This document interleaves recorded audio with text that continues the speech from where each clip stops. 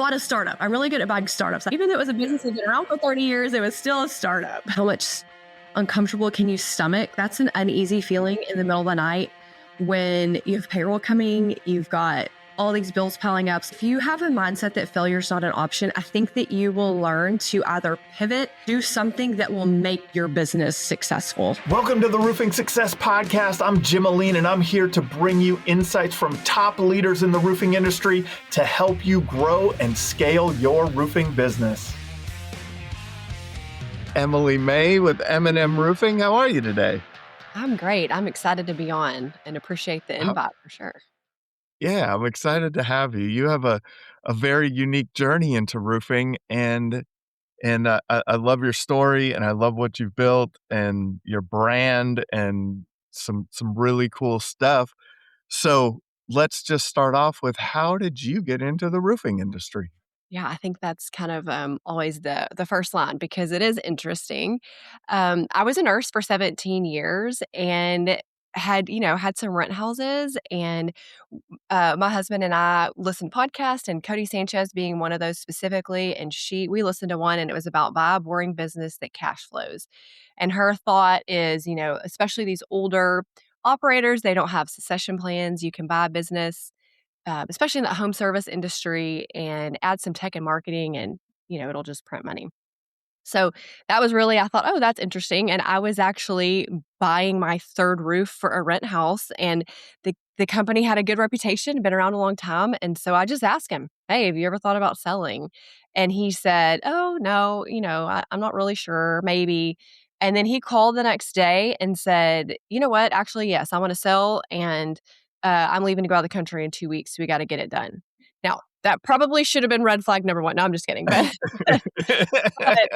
then really the rest is history. So we have just been off the races, learning anything, there is to know about roofing. And then here we are, a little over 3 years And later. yep, and here we are. And so, no roofing experience other than you had bought a few roofs for your rental properties. You listen to Cody Sanchez, has some phenomenal content. I've watched a lot of her stuff. I just saw that she's like in the probably like the top 5 or top 10 YouTube, like up there with like Mr. Beast and those guys, and in the revenue she generates from YouTube. And so it's what attracted you to that aspect of it? Like, what attracted you? You had a good stable nursing job, right? Mhm. That's a fantastic field. You make Mhm. decent money. You have, there's like, it's a good thing. What attracted you personally to this? Like, hey, we're going to start buying rental properties, and now we're going to start buying businesses. There has to be something in you to do that, right? What do you think that was for you? Yeah, I think for me, it was, just again, the rental property. I really just love to travel. And we have 3 boys, and just showing them the world. And, when we would want to go on vacation, again, a family of 5 traveling gets expensive. And my husband would like work a vacation week to, pay for that. And so I think originally, like, that was my why. I want to travel. Mm, And so I really just kind of thought, oh, if I can buy a rent house and if I can make this much money, then I can put it away. So that's kind of where it started. I'm also just, maybe I suffer from shiny object syndrome, which maybe is not a good thing sometimes. And so just really the unknown, like, let's go figure it out. Let's learn something new. Just yeah. really just the unknown. And so that was exciting to me.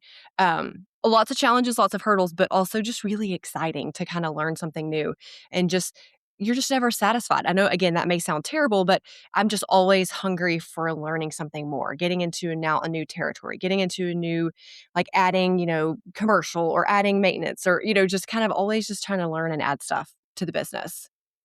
Yeah, I think a lot of the people listening will relate to that. Like, there's something different in us that, and I feel like it's that learning, right? Like, I enjoy like learning something new and trying it and going and executing, and like, it's such a fun process to me. And I think if you don't have that, but that uncertainty too, right? Like, Tony Robbins has like 6 traits or kind of traits of a person, and what, like, it's where do you rank them, or sorry, 6 needs, 6 human needs, right? And one of them is certainty, and one of them is uncertainty. And it's like, how do you rank with that, right? Where do you place that in your order? And a lot of people who go out into the business, buying or start a business, you got to have that. You have to have that high on your list of Mhm. of needs, right? Like it's because this isn't easy.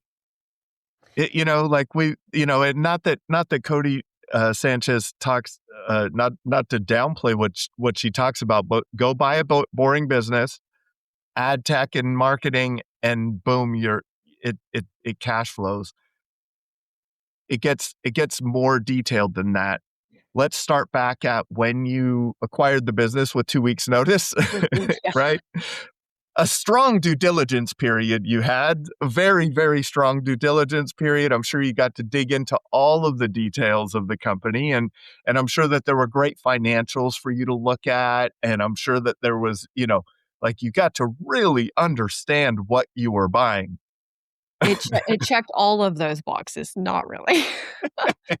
I remember the attorney that, again, had helped us with all of our real estate purchases kind of asked me, "Hey, have you looked at the financials? Have you" and I'm like, "Yeah, I mean, they're on paper, and there really aren't any."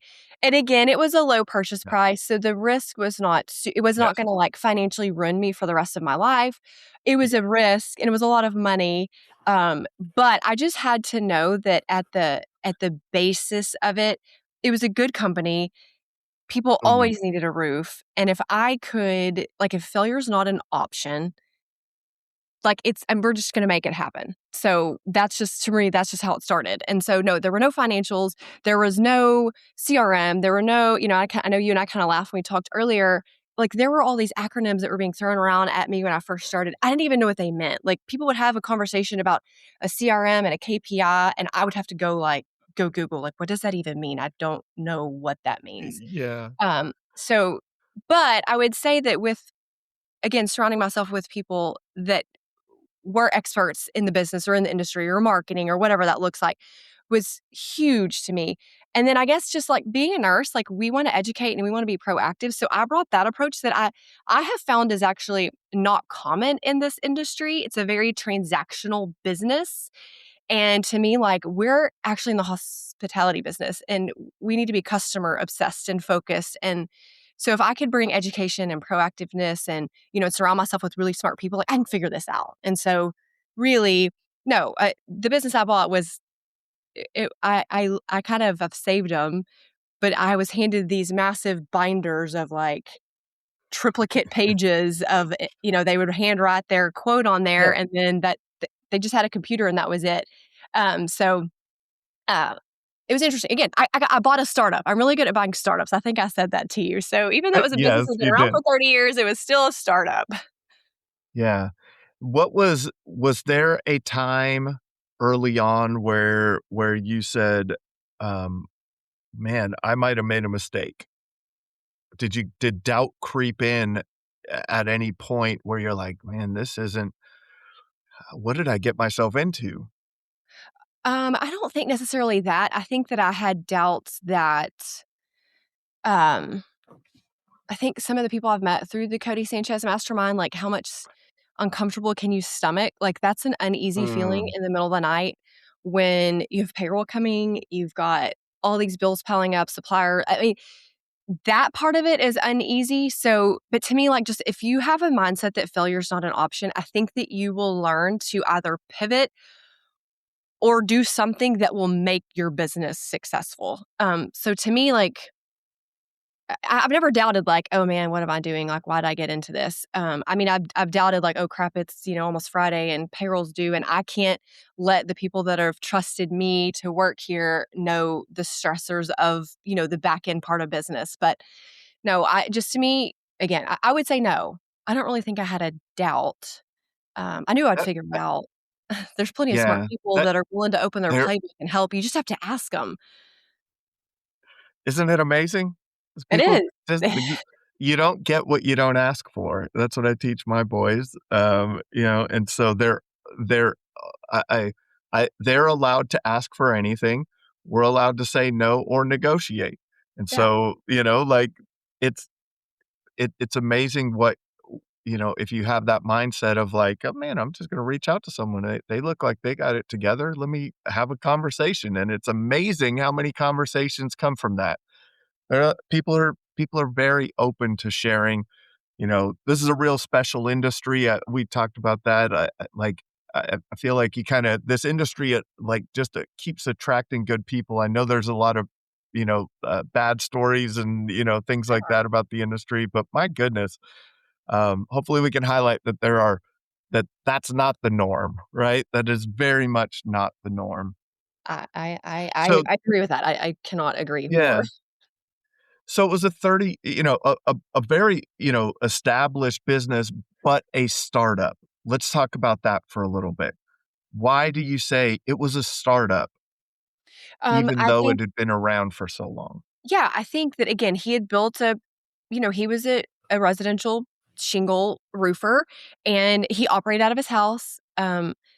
I may say a couple of things that may insult some people, but we call him Chuck in the trucks here. Mhm. And so there was no real marketing. There was no CRM. There were no automations.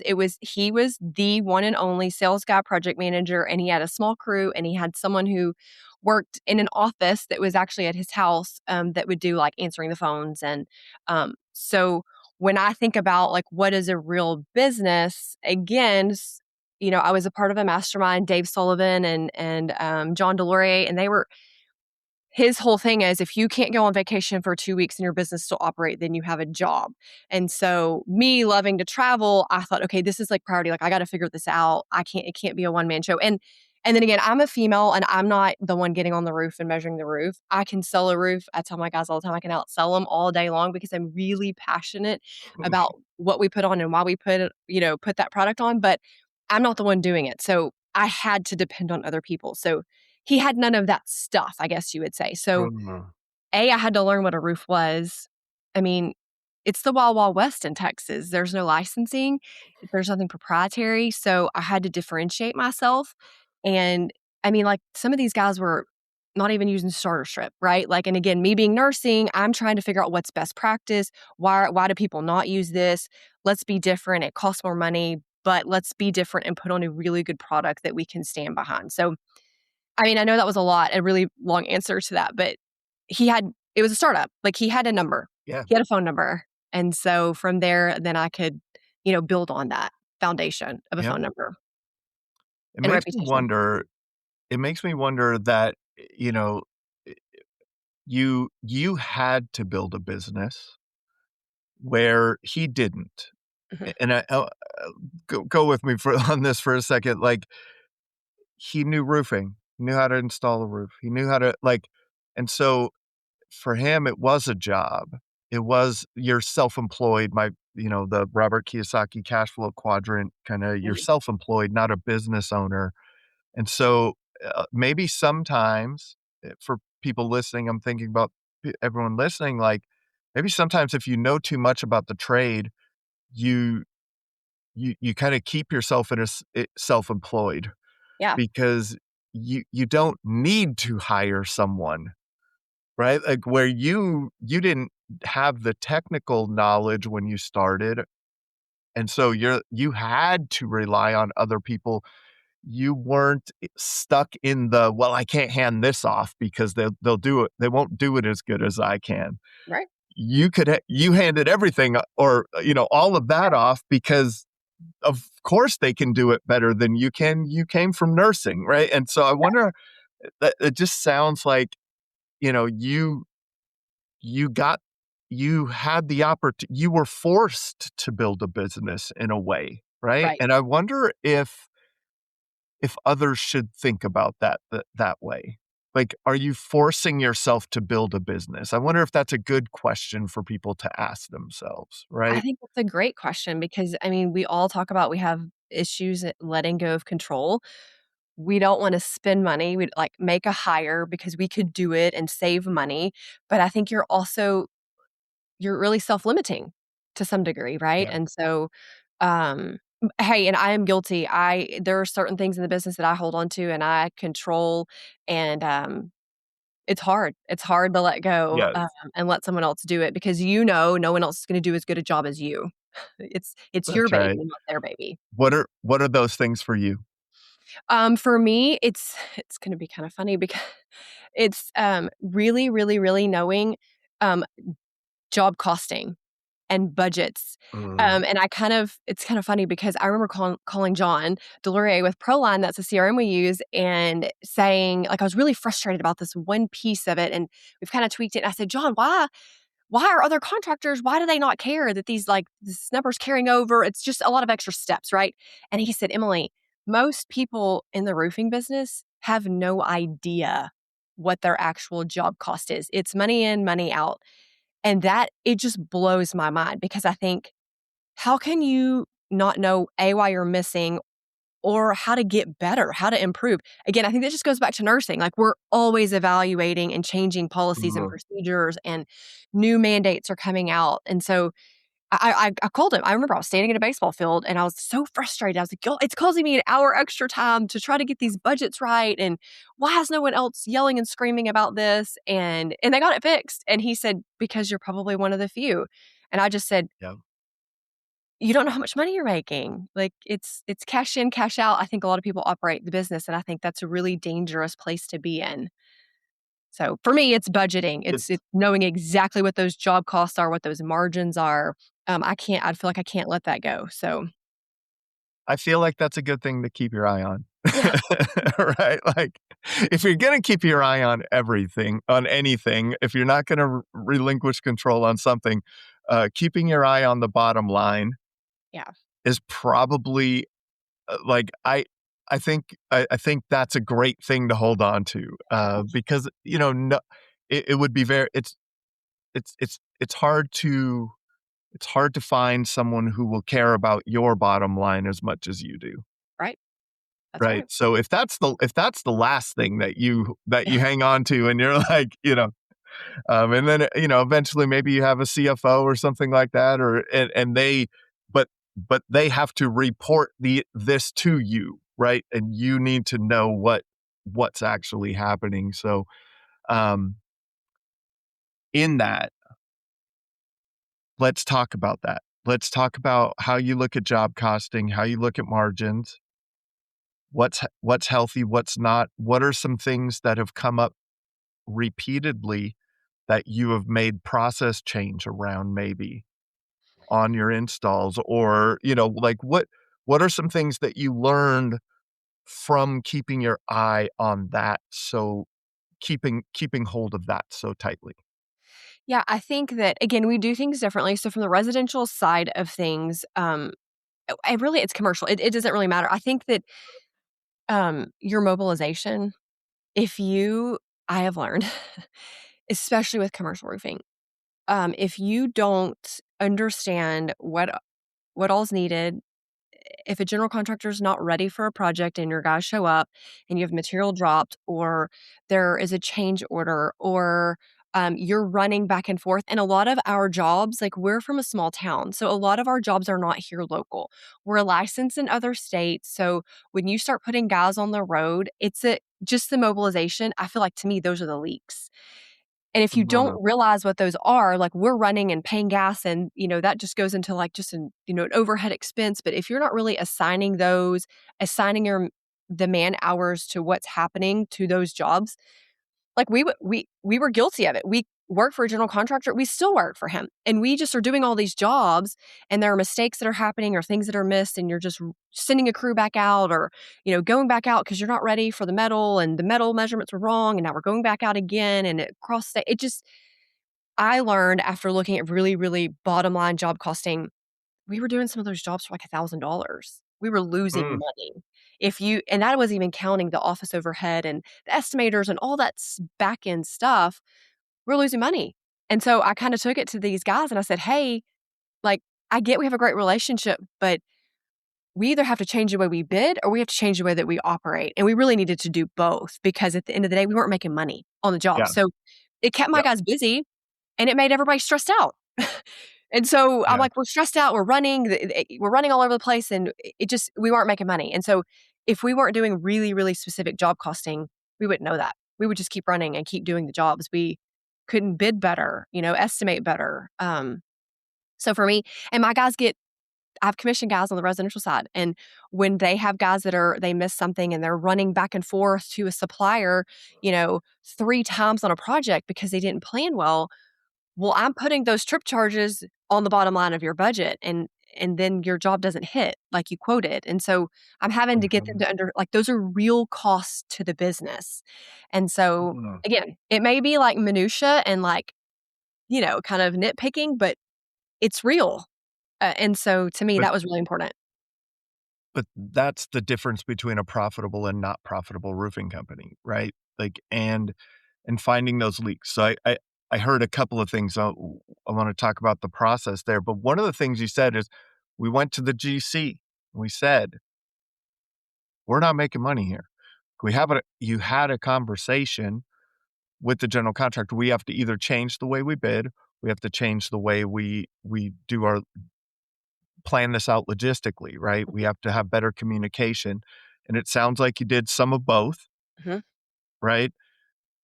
How was that received by the general contractor? Because a lot of people would be afraid to go and say something, right? And say, and lose that business because, maybe they're just going to try to hide it and fix something internally to see if they could make it work. But you went out and had the hard conversation.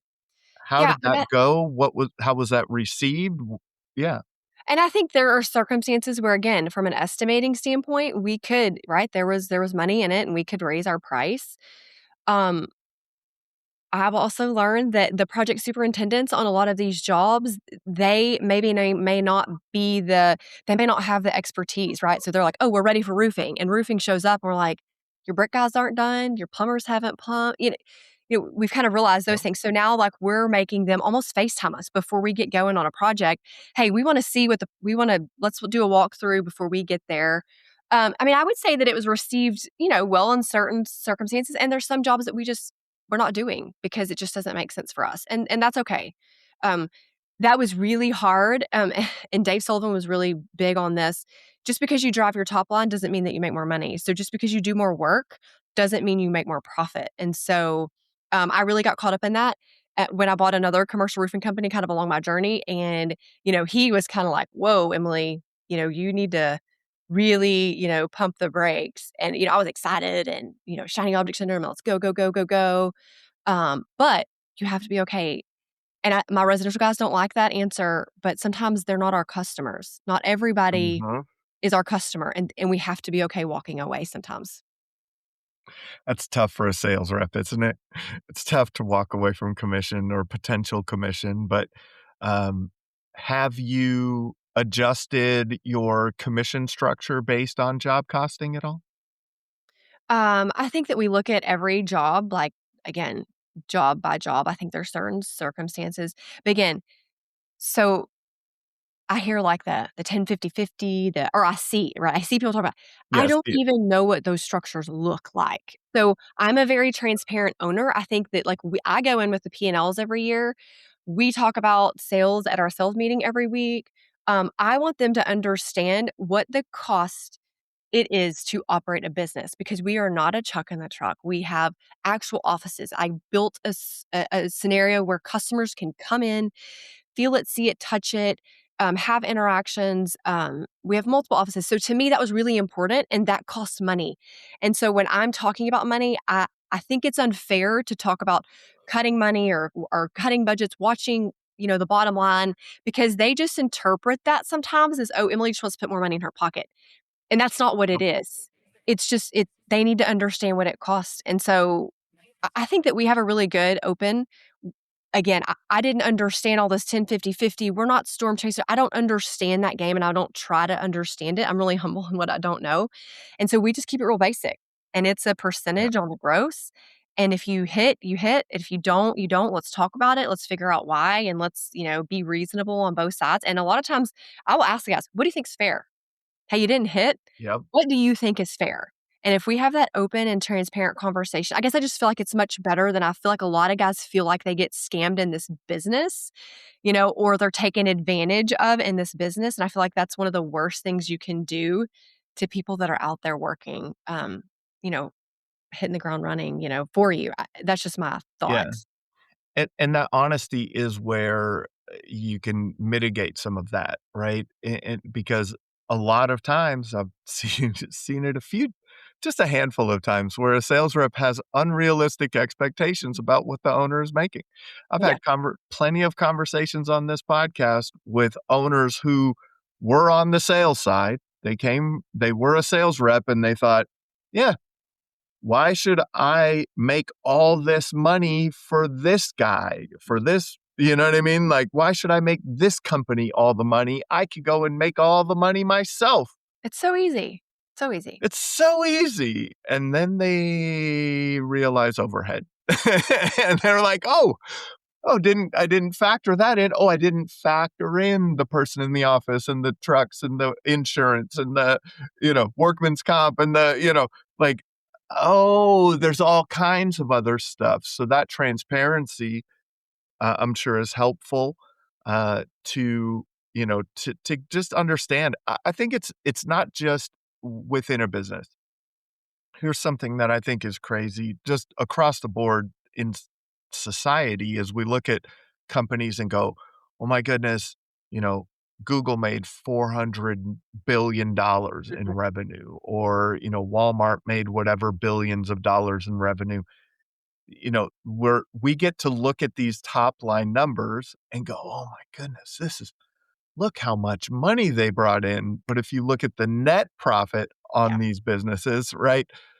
You think about the revenue that grocery stores Hmm. have, right? Like Kroger's and all the, I don't know what you got down by you, Publix or whatever, all these huge grocery stores, you know, uh, my goodness, what if they net, I think that, like a good grocery store is like 4 or 5% net or something Very like small. that. Like Very small. it's very small. It's very, very small. Right. And so, we get this mis, you know, this notion that everyone just print like that they make the top line, right? Like everyone makes the top line. Right. And okay, so back to it. You bought a second business. Hmm. I did. We won't skip over that. You said that as you were talking there. You said it early on that you wanted to learn. You have this passion in you for learning and the next thing, and maybe it's a little shiny object syndrome, but you do it right, and that's in you. That's part of you. And so commercial roofing hit your radar somehow, and all of a sudden now you own a commercial roofing company also, and rolled that in. Let's talk about that a little bit. Before we carry on with the episode, let's give a shout out to one of our sponsors. Roofers, let's get real.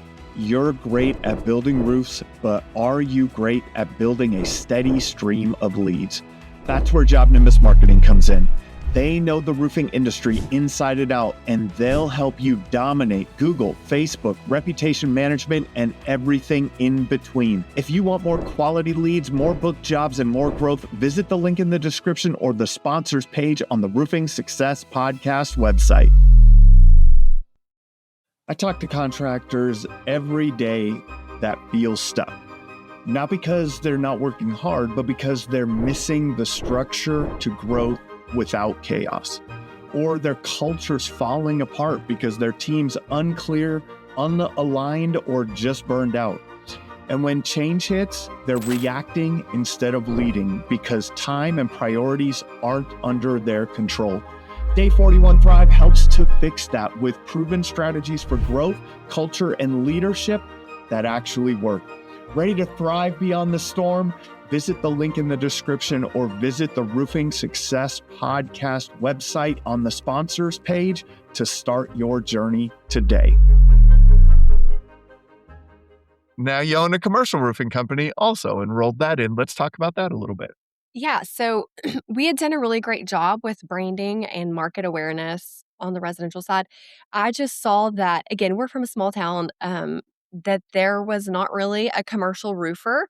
So you know how it goes, like you roof someone's house and then they'll say, "Oh, by the way, I've got this office building," or I mean, it just kind of morphs into I definitely don't think that you should be a jack of all trades, but I just saw a need there. So also with that, you can't just go into the commercial roofing space and start putting on, every product out there, right? Like there's because again, wanting to be best practice, we wanted to put on the products that had the NDL warranties and so forth. So I couldn't just get that because, they have minimums and that you have to install. And so what we did was we sought out a company, maybe with an older operator that had the certifications. They'd been around a long time. And that's what we found.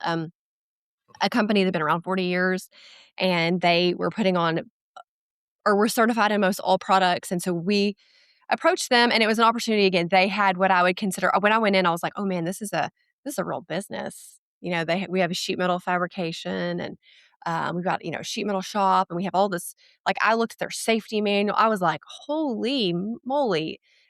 She was Different actually a experience teacher. than the first time. It was, and I thought, "Man, I thought I'm out here doing good. Like I have my, I'm doing a good job." And then you come into this and this business still like they were very antiquated in their processes and like they had no marketing and branding but they ran a real business. And so, anyways, we acquired them and we ended up merging because duplicating insurance, duplicating branding, marketing, that got real. It didn't make sense, right? I'd have someone call and someone would show up in an M&M truck, but it was under it just got real confusing, customer confusion.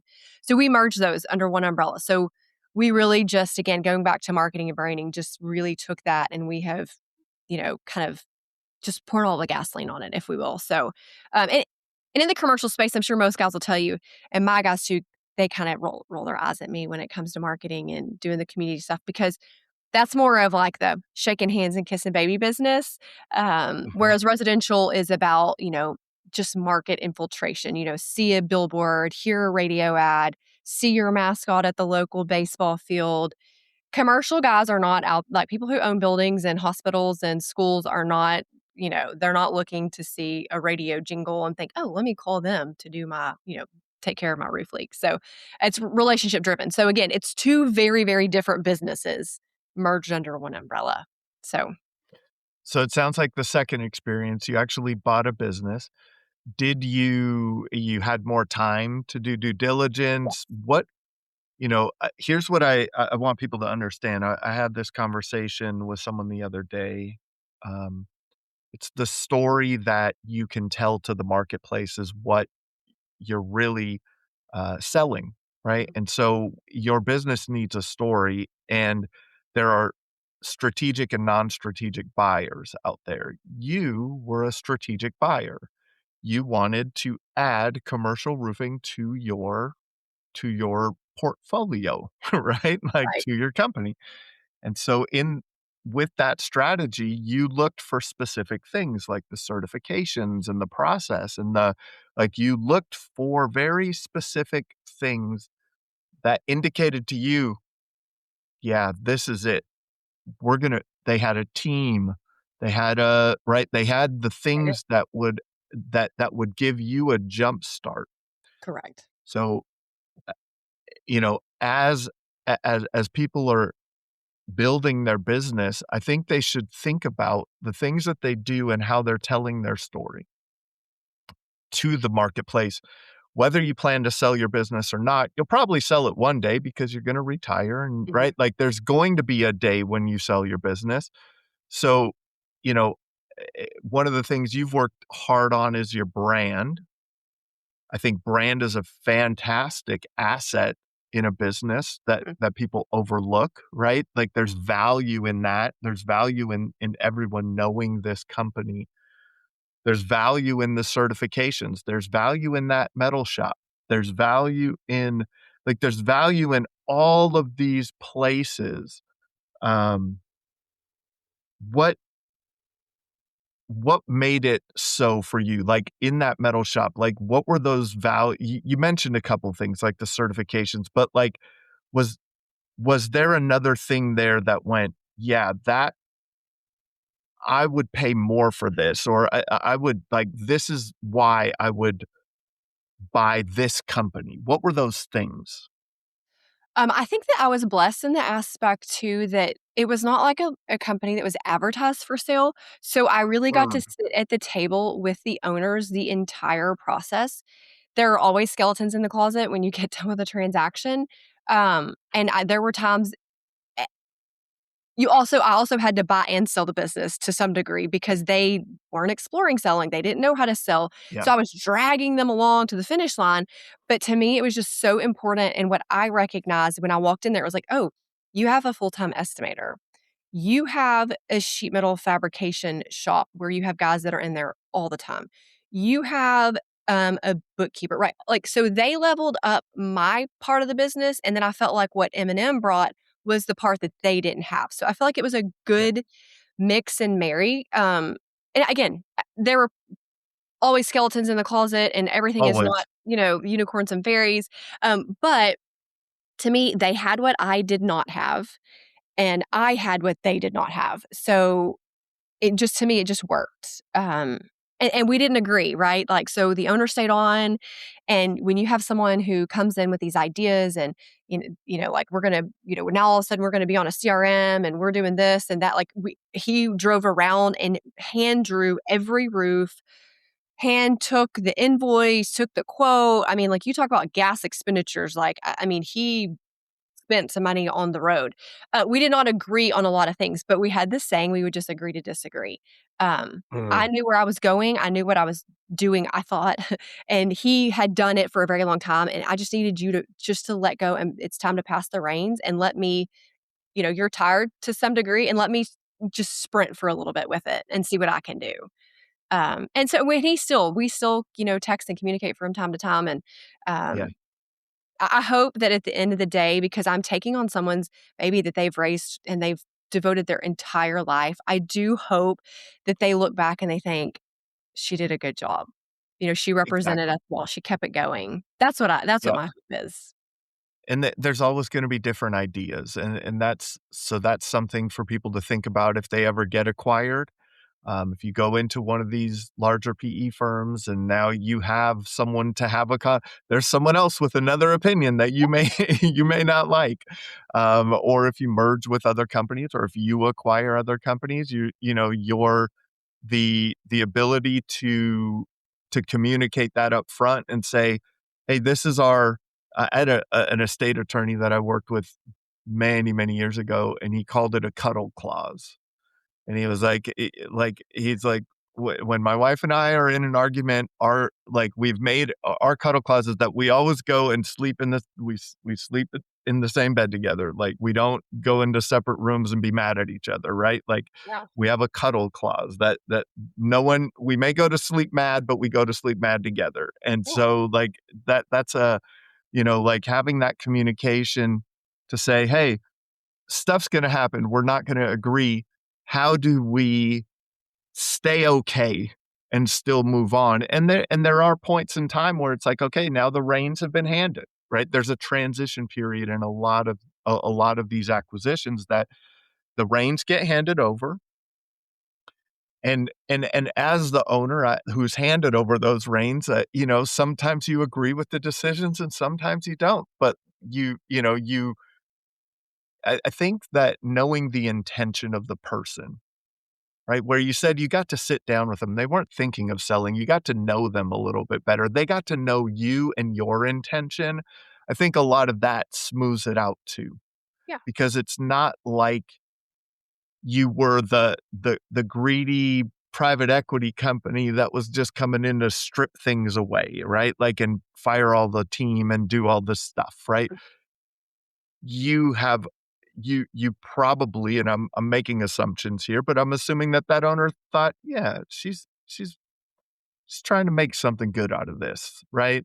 She's really, maybe not all the time, but, that because you disagree, but hope, when you get into partnerships too, that's another thing is having those, you know, the, "Hey, what are we gonna do here?" "How do we solve this?" Yeah. So, what What took longer than you expected so far? And it's only been like 3 years, right? And you've already, you know, grown tremendously. What has taken longer than expected for you? I think one of the hardest things, and I've learned this through, again, the mastermind and the guys, was trusting. For me, branding was huge. So trusting the time and the money, the ROI, if you will, in branding. There's no immediate return. Mm, You have to be patient. Um, you know, I you have to differentiate yourself. You have to be disruptive. You have to do all of those things and you have to trust, right? And it just takes time to build that brand. It does not happen overnight. It's a big investment. Um, again, I was blessed to have a really great team of marketing team and a company behind me that really understood it. I would say, I remember like I got my first billboard and I like put everything we possibly did on there because I was thinking, yes, when people drive by, they're going to know that we can put on a shingle roof, a metal roof. It's new ownership. My phone number's on there. The website's on there. And it's so funny because I don't want to offend people, but like people will put QR codes on a billboard. Like, so now that I know what I know, like I don't understand that because again, it's about just brand infiltration and just really, oh, there was a truck that drove by that has M&M on it. There's nothing on there about what we do that I don't even, there might be a phone number, maybe. People are not like getting out pen and paper and jotting stuff down as people blow past you at 70 miles an hour. They're well, not, grabbing that little flower that you handed out at the Little League field and keeping it with them for days. It just, people don't think when they drive by a billboard, oh my gosh, you know what? I need a roof. Let me pull over and scan that QR code or write that phone number down. They go to Google when they decide that they need something. And so if you have been around, been a constant, they've seen your mascot, they've seen your logo, they've heard your radio ad, they've all of that stuff so that when they do need you, at least you're front of mind, right? At least you get the opportunity to come to the table. So to me, like my husband and I kind of early on disagreed. He's like, you need to put your phone number on there, you need to put all this stuff on there. And I did a billboard because we had a small hailstorm. And again, I knew nothing about insurance and storm work. And we lost a lot of work because we were not a mm, general contractor. We would not like, do the do all that stuff. And I just didn't understand that because I really just wanted to be really good at roofing. And so I have a billboard. And for a year, I had a billboard on a major road that a lot of people in our community saw. And it just said roofing and it had a period. And it had my M&M logo at the corner. It was just about, like, to me, like, that's just what we do, right? But it's still, when you saw it, you're like, "Oh, that's an M&M billboard. It's teal." It's, "Oh, there's the M&M, team over there because I can see their mascot walking around." Or, to me, it was just about that constant infiltration and not mm. people get so focused, like, on their truck wraps of putting all this stuff on there, and I kinda laugh. I have a guy he's kind of a general contractor here, and he has a QR code on his on his truck, and I passed him the other day, and I said, "Oh, man, you need to go a little faster. I couldn't keep up with, I blew past the QR code scan." I was just kinda joking. So I hope and logos, right? People get so caught up in everyone in the roofing industry has, like, the house logo. That was Mhm. my first logo. I didn't know any different. It doesn't have to be a house. Like, just be something that people can It remember. doesn't? Are you sure? Are you sure it doesn't have to be a house? Because it really seems like it has to be an outline of a house.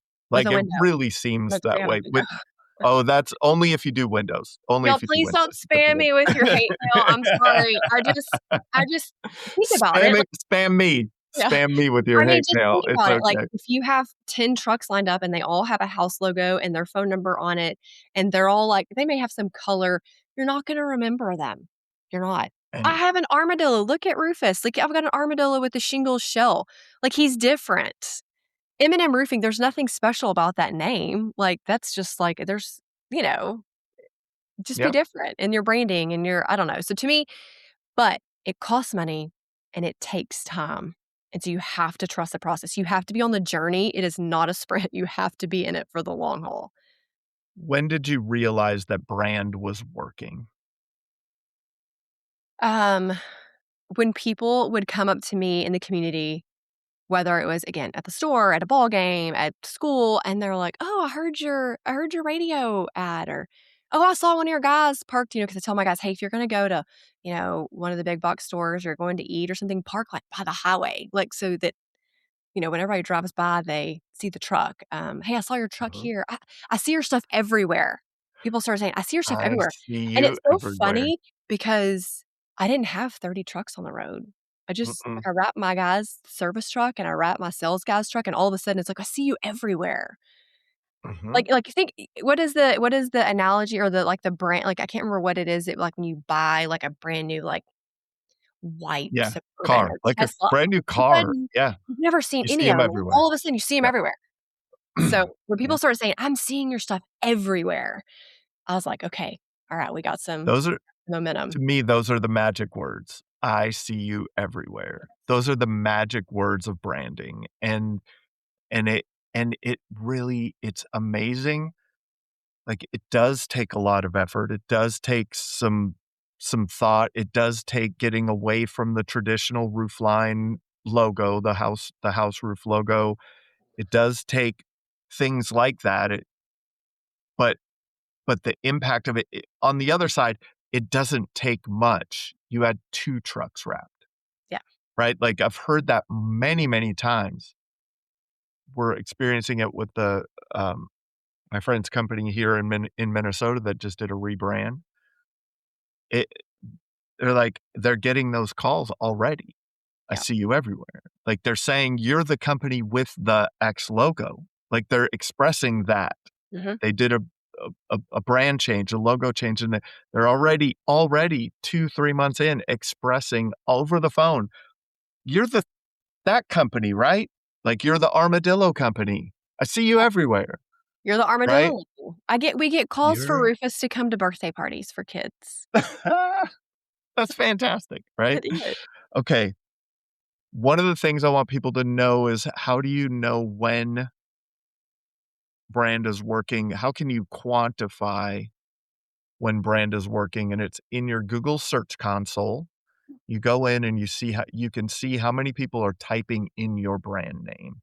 Mm. That for people is like if you're a numbers person and you need numbers, you can watch and you could probably go back now and go back over time and watch Mhm. the amount of those searches and watch how it increased over time.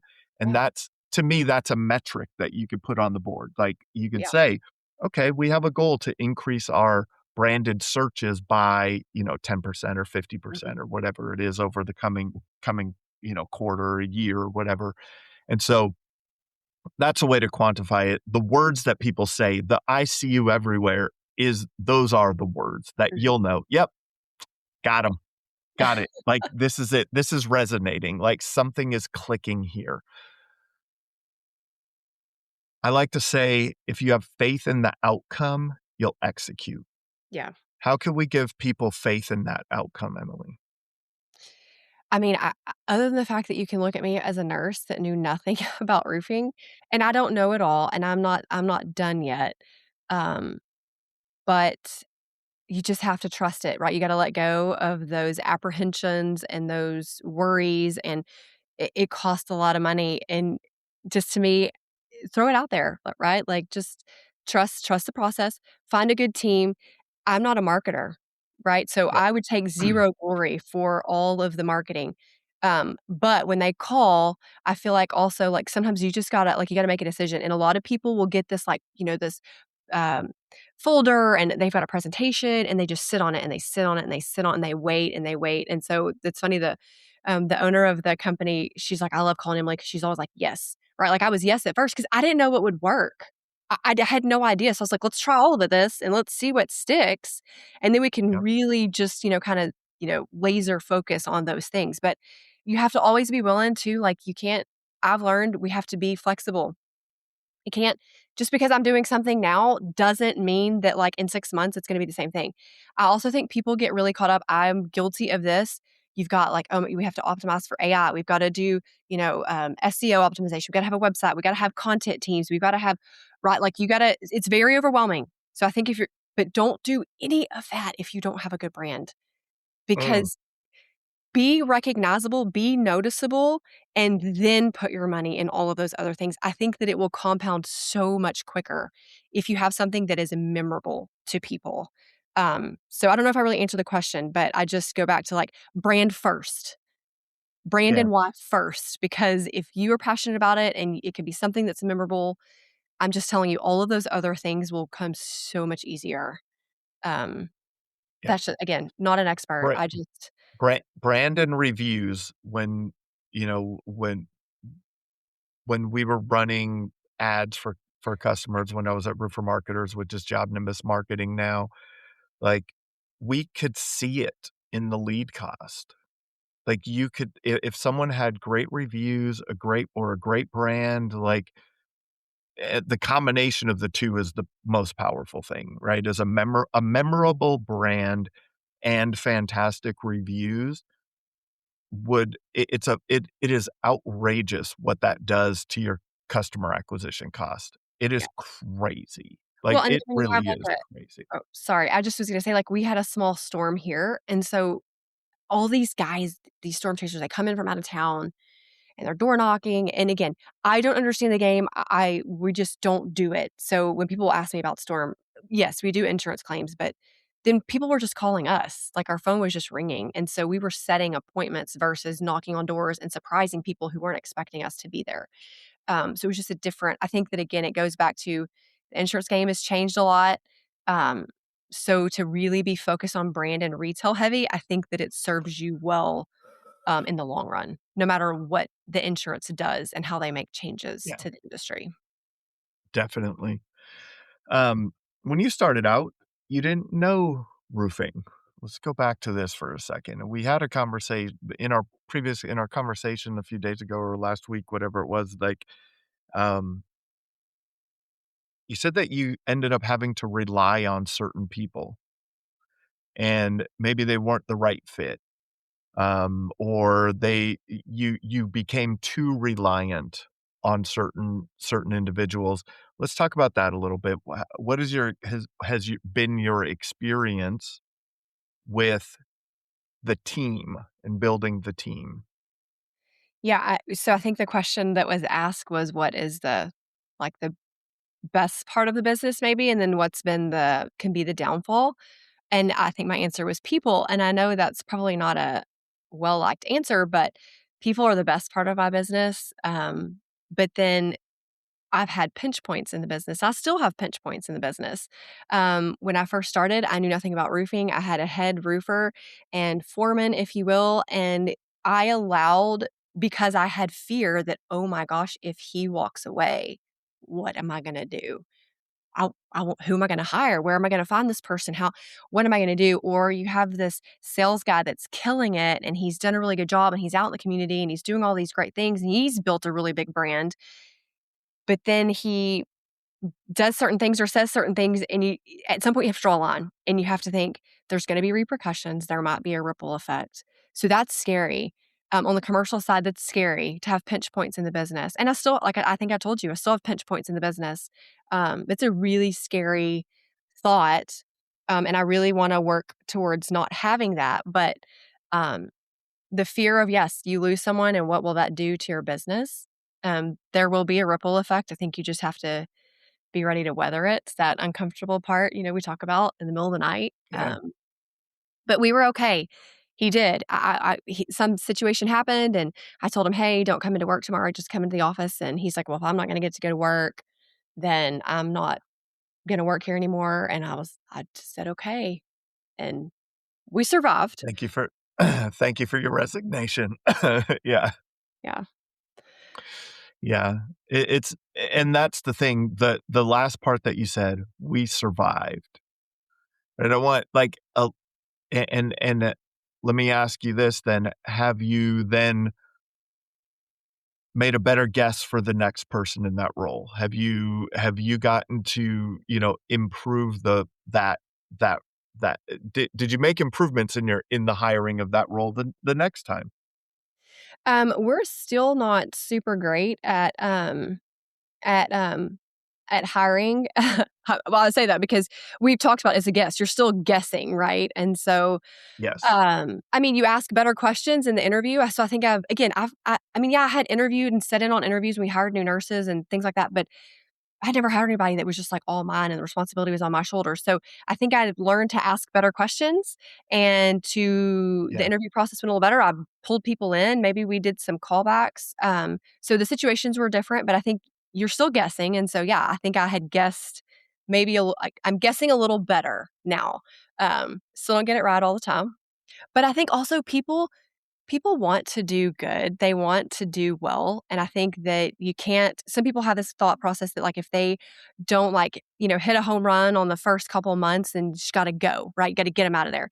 And I think that maybe sometimes that can be true. But I also think if you have someone who really just wants to be good, and I think back on my journey, I didn't know everything and I depended on people to help me. So if you have good intentions and you're bought into the culture and what we want to do here, what like best practice, and we want to have the best customer experience, then let's help grow them. Let's grow them in the business. So Yeah. maybe some more How much understanding, maybe some more better guessing, some better questions on the. That's right. We're always learning, right? It's just We are part of always. the process. It's all and that's what the fun part is, right? That's that for people like we talked about in the beginning, when you love that uncertainty, you love that next challenge, you love that next man, I have to learn that. I have to figure that out. I have to get better at that. Mhm. Um, what's the next version of the business you're building? Oh, we're always trying to grow in different locations, right? Because again, we're a small community, so just continuing that community outreach. Um, someone early on told me I should always build to sell. I don't know that I'm at that point yet, but I'm always open to that. Maybe that'll be another, I'm sure, gut-wrenching process when we get there. Um, I'm just excited. We brought on a community marketing ambassador. So now she's going out and doing a lot of the community, shaking hands and kissing babies.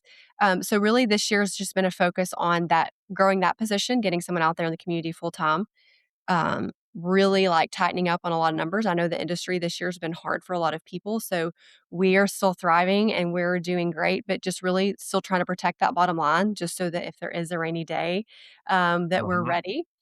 Um, and I don't know, I'm sending a kiddo off to college, and so I kinda laugh with him and say, "Hey, so I might wanna, trend your direction, so I have an excuse to come to town." But I still look at businesses all the time. I have people that call all the time that want to sell their business. I think I've tried to greenfield offices, and I've also then office bought companies. I like the buying the companies piece of it because they already have a Mm, reputation in the area, and so if we can just rebrand and maybe, again, build off of their foundation. So I still talk to business owners at least weekly about, people that may wanna be getting out of the business. So we're still growing. We're still excited. We used to have a number. I used to have a number like, "I wanna do this much revenue," and then I kinda look back and that's so silly, like, what does that mean, right? I've got people in the business that we're happy and I'm able to do things to take care of my team members, and we're still growing and we're present in the community, then we're succeeding, right? It's not about a top line number. yeah. So Having a why that's not a number is very important. yeah. Right, and you talked about that in the beginning about having the freedom to travel with your family and to afford the trips with Yeah. all the kids and, you know, what how it let's kind of finish this off with, like, how important do you feel the why is in making it through those sleepless nights? I think that if you don't know your why, you'll get lost and you'll get distracted and give up. Because again, there are days that are really hard, weeks, maybe months, there's seasons that are really hard. Negotiating with suppliers. I mean, there are so many things that like I had no idea that I would be dealing with. I have to go back to, and like people will say, I just went through this with someone else, and I love to talk to people and encourage people to do things because there's not a ton of like, I feel like collaboration is so important, and there's not a ton of people in my small town that wanna talk and collaborate, but, um, so people give you the answer, "I want financial freedom." Like, "Okay, well, what does that mean? That's too vague. What is financial?" "Oh, well, I wanna be able to have a savings." "Okay, well, what? A savings account of what?" Like, you wanna like, you have to really, really, really nail down the why, and you will figure it out, right? So, Yeah. I guess to me, like, really having these vague thoughts and these vague goals. No, really, really, really, like, laser focus in on what that is and work towards that and don't give up. I think it's a recipe for success every time. Awesome. Thanks for your time today. This has been another episode of the Roofing Success Podcast. Thank you for tuning into the Roofing Success Podcast. For more valuable content, visit roofingsuccesspodcast.com. While there, check out our sponsors for exclusive offers, shop for merchandise, and sign up for our newsletter for industry updates and tips. Also, join the Roofing Success Facebook group to connect with other professionals and stay updated on the latest trends. If you enjoyed this episode, please subscribe, like, share, and leave a comment. Your support helps us continue to bring you top industry insights. The website link is in the description. Thanks for listening.